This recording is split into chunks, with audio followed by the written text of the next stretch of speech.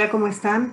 Les envío un fuerte saludo. Es para mí un honor y un placer el poder estar acompañándolos en este festival con información que les permita aclarar algunas dudas en cuanto al tema del aborto. Mi participación se llama El aborto en cifras porque los voy a llevar por un recorrido en el que vamos a saber un poco cuál es la situación en el Ecuador que está permitiendo que se impulse tanto la causa del aborto, ¿sí? Bien, me permito compartir mi presentación para ir guiándolos en el camino, ¿ok? Bien. Y empecemos. Aborto en cifras. Este es el nombre de la presentación y arranquemos. Antes de irnos al tema como tal, como cifras, que en realidad creo que lo más importante en este caso es el saber cuántos, los temas de embarazos. Vamos a abordar un poco el contexto legal en el que nos movemos los ecuatorianos. Primero que nada, quiero hablar sobre el Código de la Niñez y Adolescencia. Ustedes se han de preguntar por qué estoy hablando de la niñez y adolescencia. Bueno, pues porque una de las cosas que más estamos escuchando todo el tiempo es sobre el embarazo adolescente, que genera muchísima preocupación. En este caso, yo voy a ponernos en contexto de cuáles son las regulaciones en nuestro país, ¿no? Nosotros tenemos el Código de la Niñez y Adolescencia, que es el que compete a los menores de edad. Sujetos protegidos son desde que nacen, desde que están concebidos, perdón, hasta los 18 años de edad. ¿Qué define la legislación ecuatoriana como niño, niña y adolescente? Pues bueno, la definición de niño y niña es desde la concepción hasta los 12 años. Y el término adolescente se aplica desde los 12 años hasta los 18 años. Es importante manejar estos conceptos. ¿Por qué? Porque en toda ley que se piense manejar en nuestro país tenemos que tener eso en claro.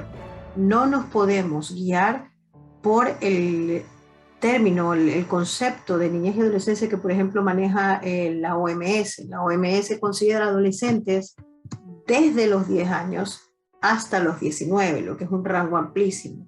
Y cuando uno empieza a pensar un poco más, dice, bueno, de qué manera pueden ser similares en el pensamiento o en la manera en la que están creciendo un menor de 12 que un menor de 18 o de 19, ¿no?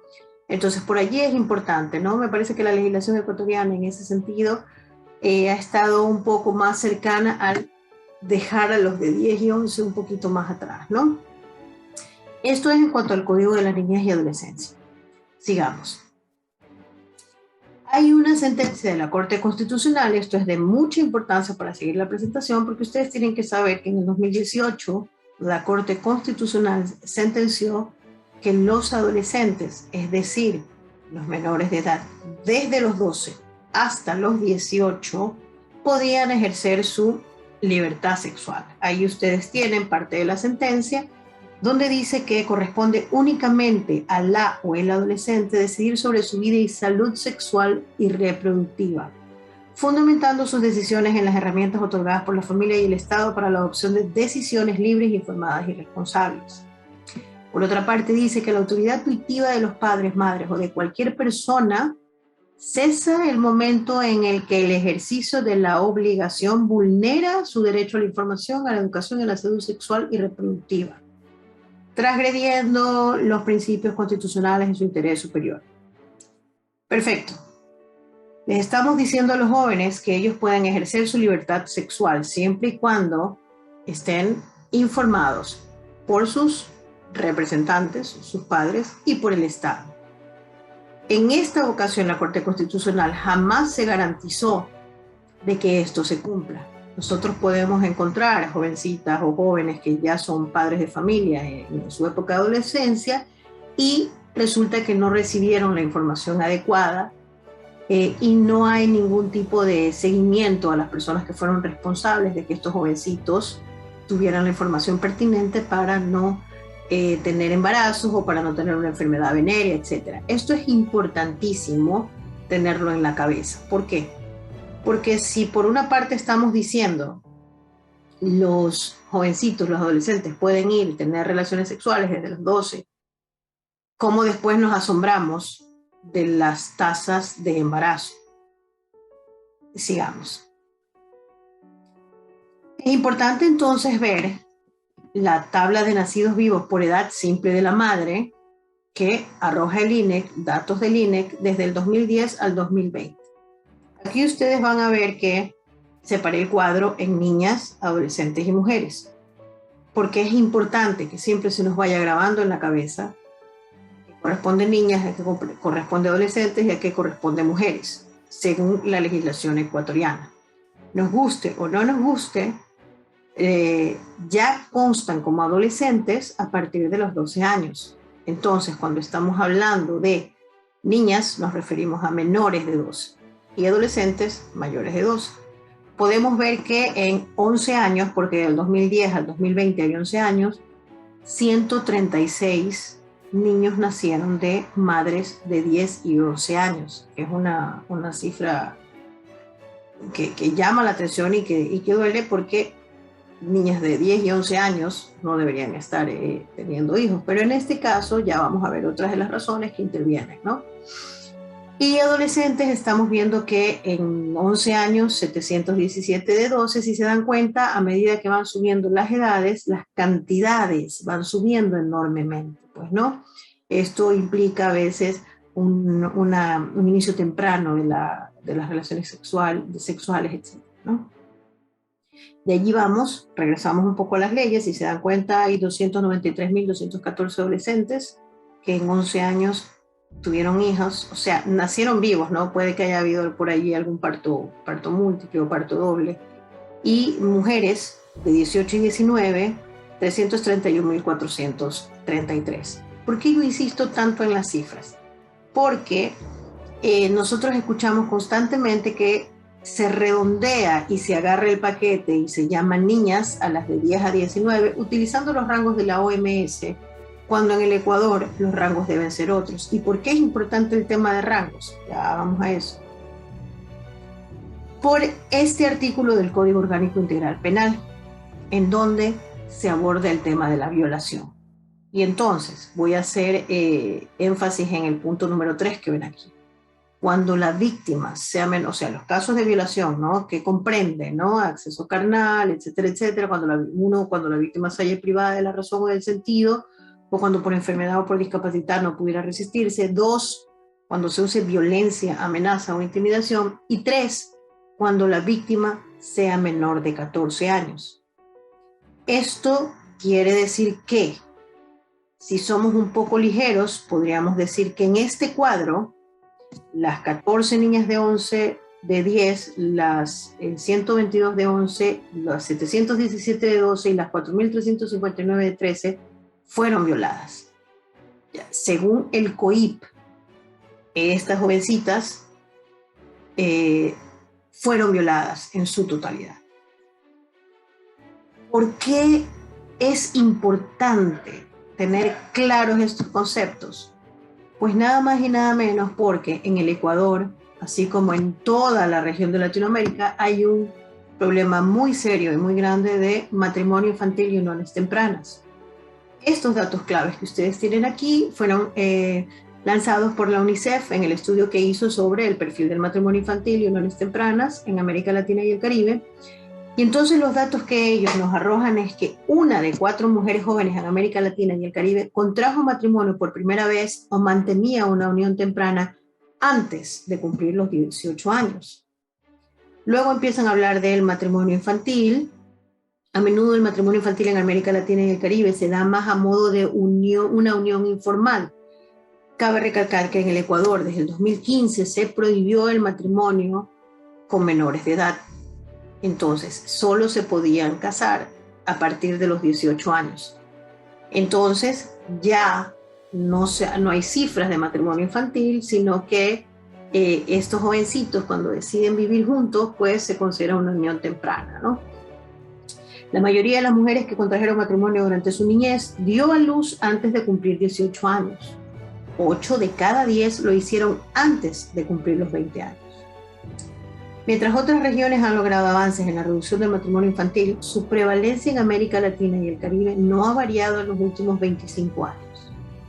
Si continúa la tendencia observada, América Latina y el Caribe tendrá para el año 2030 uno de los índices más elevados de matrimonio infantil, llámense en el Ecuador uniones tempranas, porque como lo indiqué hace un rato, desde el 2015 está prohibido el matrimonio con menores de edad, por detrás únicamente de África subsahariana.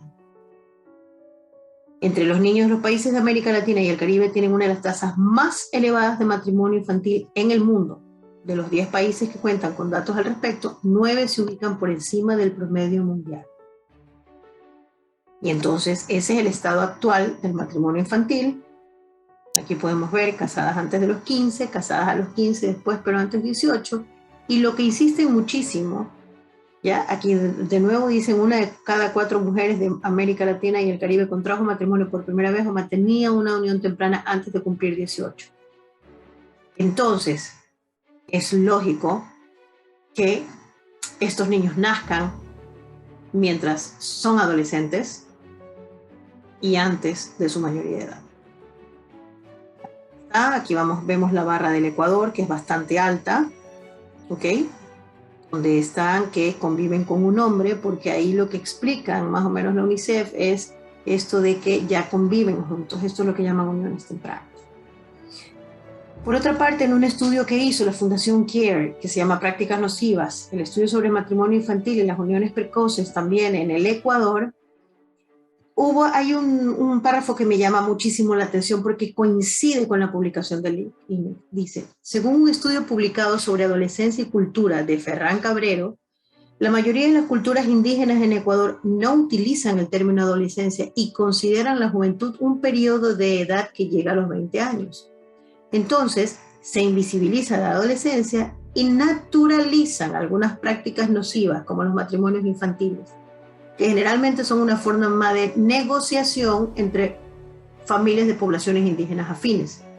Por ejemplo, en las comunidades kiwas de la provincia de Sucumbíos, las niñas entre 2 y 13 años ya tienen un compromiso formal, casadas y o unidas.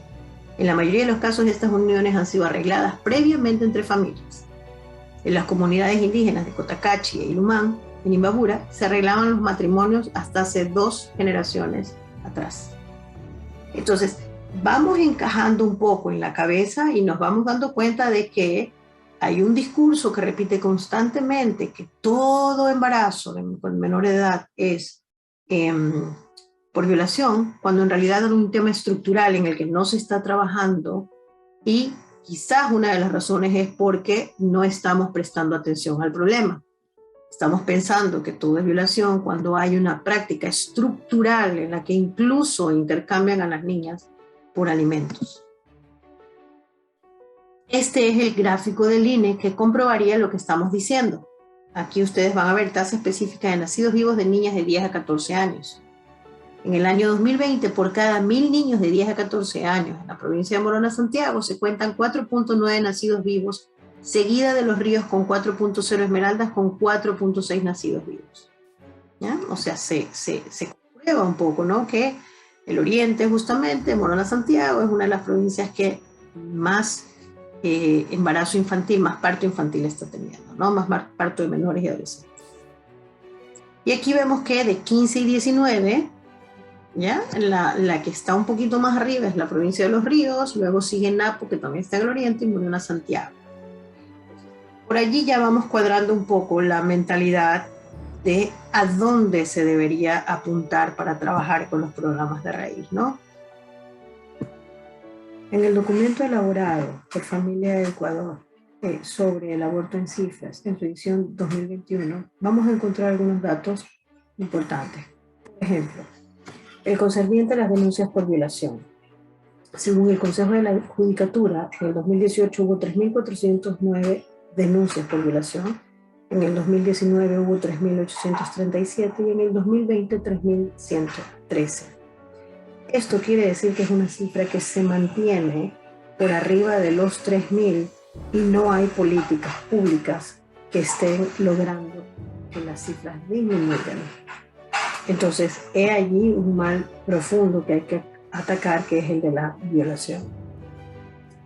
Por otra parte, están las denuncias de aborto con muerte. Esto quiere decir mujeres que han abortado y han sido denunciadas. O también será el caso de que las han llevado a abortar y la persona, la acompañante, también ha sido denunciada, ¿no?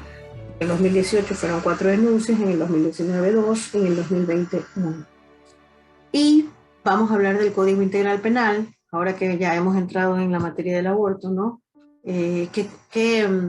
Cuando un aborto es provocado y es punible, ¿no? Y cuando es no punible. Es punible, pues, cuando una persona ha ido y ha abortado o de manera voluntaria o ha llevado a otra persona a abortar. Y entonces eso es penalizado.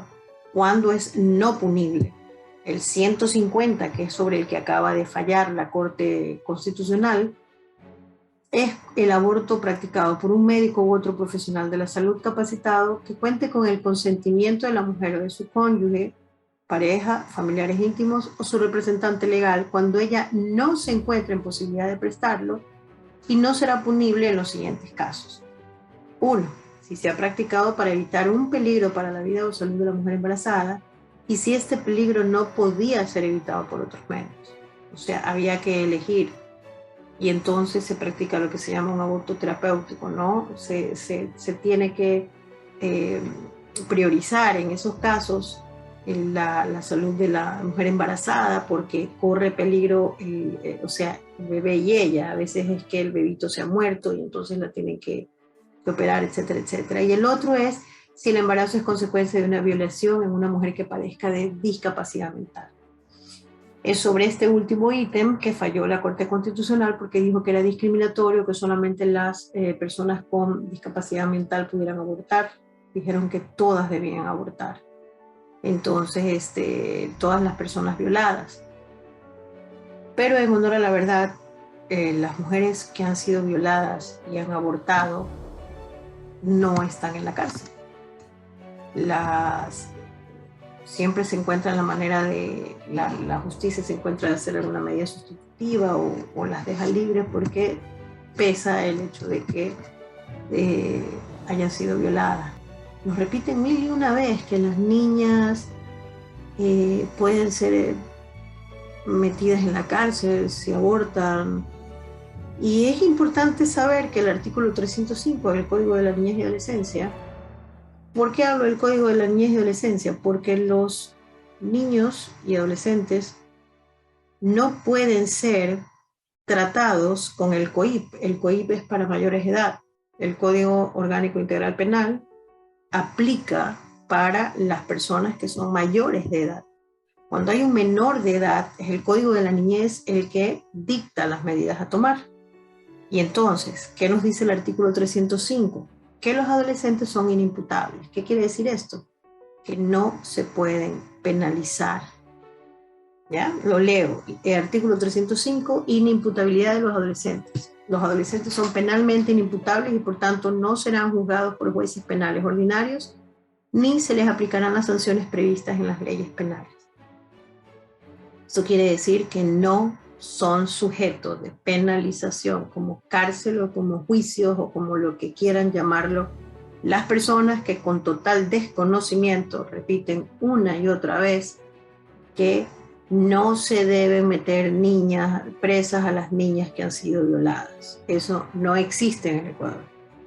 Artículo 306, responsabilidad de los adolescentes. Los adolescentes que cometan infracciones tipificadas en la ley penal estarán sujetos a medidas socioeducativas por su responsabilidad de acuerdo con los preceptos del presente código. Artículo 307, inimputabilidad y exención de responsabilidad de niños y niñas. Los niños y niñas son absolutamente inimputables y tampoco son responsables. Por tanto, no están sujetos ni al juzgamiento ni a las medidas socioeducativas contempladas en este código. Una vez más queda comprobado que los discursos que estamos escuchando constantemente sobre las niñas que pueden ir a la cárcel es falso totalmente. No puede ir ninguna niña niño a la cárcel. ¿Okay? Y entonces nos vamos a pensar en tanta necesidad de que se instaure el aborto gratuito en un país. Según un informe que se hizo en Colombia sobre el costo de la atención post-aborto y aborto legal en Colombia, porque cuando se aborta no es solamente la atención antes, durante, sino también después, hay que hacer un seguimiento, ¿no? Entonces, ¿qué son las cosas que tenemos que tener en la cabeza que el Estado tendría que tener para que esto se ejecute, ¿no? Personal de salud, obviamente, no solamente los doctores, sino también enfermeras, auxiliares de enfermerías, ginecobstetras, anestesiólogos, psiquiatras, porque recuerden que hablamos de pre y post aborto, psicólogos especialistas en ultrasonido, porque obviamente antes y después tienen que hacer ecos, y obviamente lo que cuesta el aparato, el ecógrafo, etcétera, ¿no? Técnicos de laboratorio, porque hay que tomar exámenes de sangre, hay que saber si la paciente está en condiciones de ser sometida a alguno de los tratamientos, porque los tratamientos varían según las semanas. Asistentes de cirugía, farmacéuticos, empleados de farmacia, trabajadores sociales, internistas, perinatólogos y bacteriólogos. Suministros médicos, medicamentos, analgésicos, antibióticos, anestésicos, sedantes, misoprostol, oxígeno, uterotónicos y otros medicamentos de emergencia. Suministros, guantes, gasas, agujas, jeringas, soluciones intravenosas, canalización intravenosa, catéteres, etcétera, etcétera.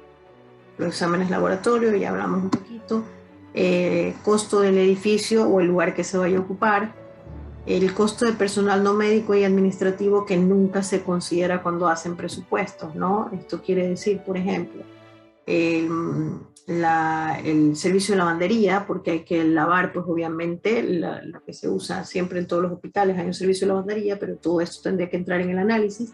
Servicio de alimentos, el alimento que recibe el personal, mantenimiento, servicios públicos, telecomunicaciones, combustible, mantenimiento de vehículos, comisiones bancarias, mantenimiento de tecnología de información, etcétera, etcétera, etcétera. Entonces, estamos viendo que no es tan fácil de decir, aprobemos que sea seguro, gratuito, etcétera, etcétera, porque hay que pensar bien, no es de que, ya hago un protocolo, hago un proyecto mal hecho y ¡pum! No, hay que definitivamente pensar en todo lo que implica ofrecer este servicio. Pero vámonos a ver las principales causas de mortalidad en el Ecuador, en el país. Estos datos que tengo son del año 2020. Cosa curiosa, siendo que estábamos en pleno año de pandemia, en primer lugar están las enfermedades isquémicas del corazón. Quiere decir que las enfermedades isquémicas del corazón matan más a los ecuatorianos que el mismo COVID. Y es curioso porque no es desde este año, ya es desde hace muchísimos años y hasta ahora no vemos que se trabaje en el tema de manera de prevención. Desplaza un poco el COVID-19 a la diabetes, que era la que estaba en segundo lugar durante varios años, influenza, neumonía, enfermedades hipertensivas, cerebrovasculares, enfermedades del sistema urinario, accidentes de transporte terrestre, cirrosis y otras enfermedades del hígado, etcétera, etcétera, etcétera. Ahí empiezan los tumores, las neoplasias malignas, etcétera, etcétera. Y por ahí está en el número 17 el suicidio, ¿no? Pero estamos hablando de la población en general, hombres y mujeres. Vámonos a solamente las mujeres. Las causas principales de las muertes de la muerte de mujeres son las enfermedades isquémicas del corazón. De ahí en el 2020 fue el COVID.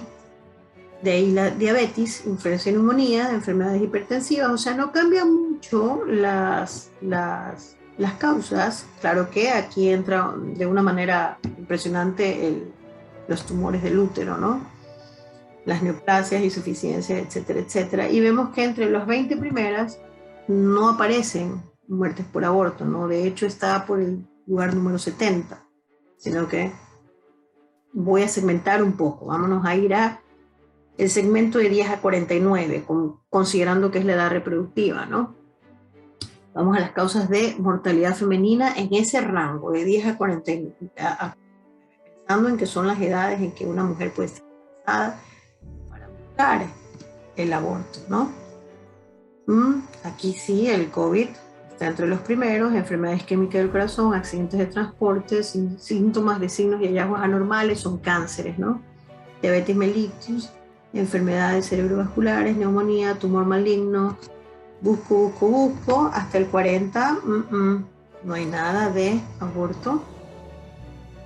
Y el aborto, embarazo terminado en aborto, está en la causa número 52 con 13 mujeres que fallecieron el año pasado.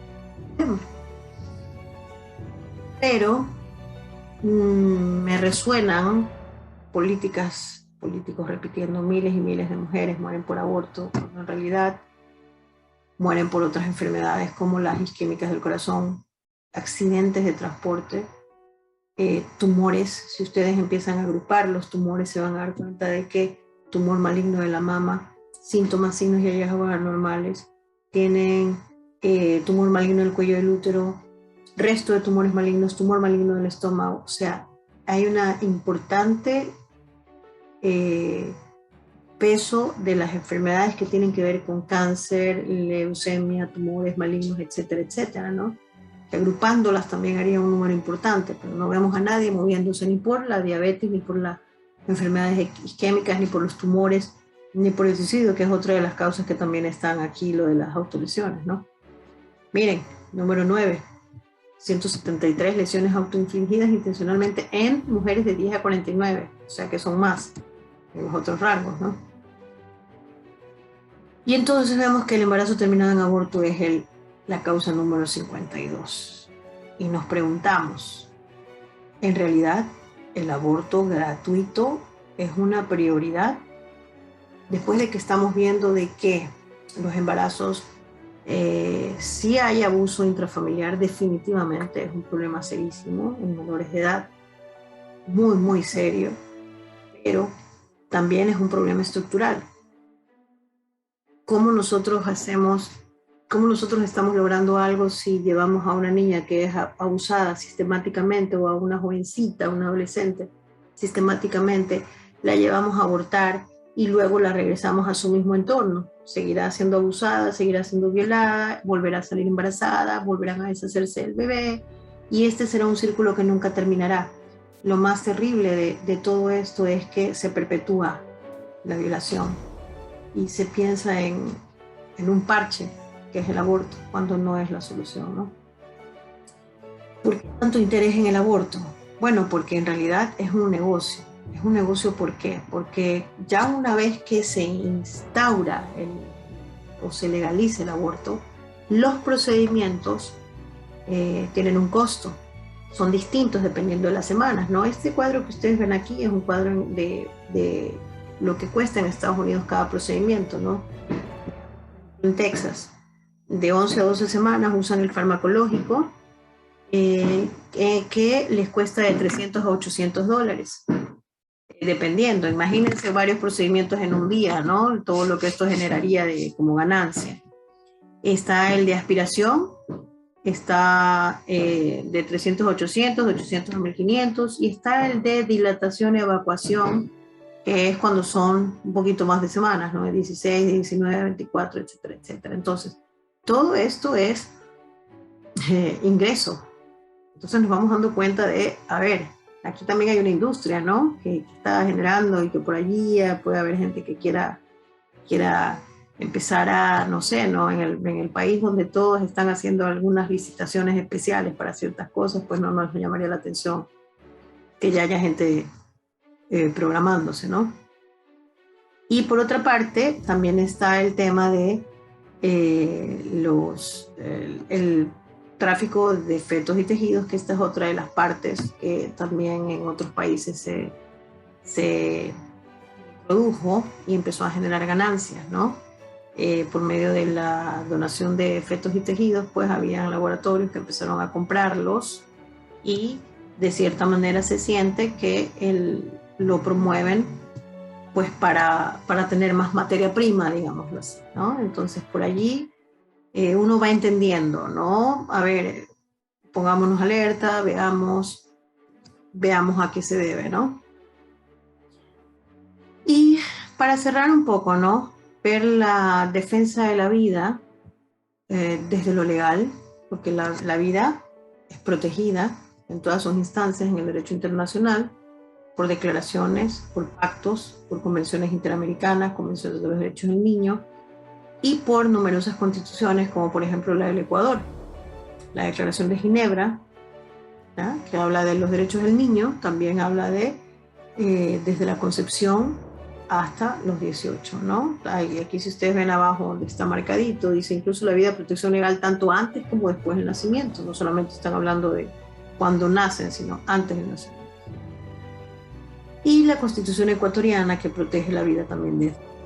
Ahora, ¿qué es lo que pasa si nosotros empezamos a decir que la vida se debe proteger solamente desde que el niño nace? Que las mujeres embarazadas empezarían a perder beneficios y derechos. ¿Por qué? Porque, ¿por qué proteger al bebé en el vientre si legalmente lo que estamos haciendo es confirmar que solo vale una vez que ha nacido? Entonces, ese son el tipo de cosas que uno tiene que tener cuidado cuando está pensando en promover este tipo de políticas, pues, ¿no? Entonces es importante cómo empezar a aprender estas lucecitas, ¿no?, que nos dan las pautas para encuadrar correctamente el tema. No es tan fácil y no hay que escuchar lo que todos repiten únicamente. Hay que ponerle cabeza, hay que poner atención y hay que estar atentos. Bueno, esa es lo que respecta a mi presentación. En todo caso, ha sido un gusto enorme, lo vuelvo a decir, y estoy a las órdenes para cualquier inquietud que puedan tener o la necesidad de que les facilite algún material, ¿ok? Mi nombre es Yamne, no lo dije al principio, mi nombre es Yamne Fayad, y encantada de haber participado en este festival. Ha sido un gusto para mí.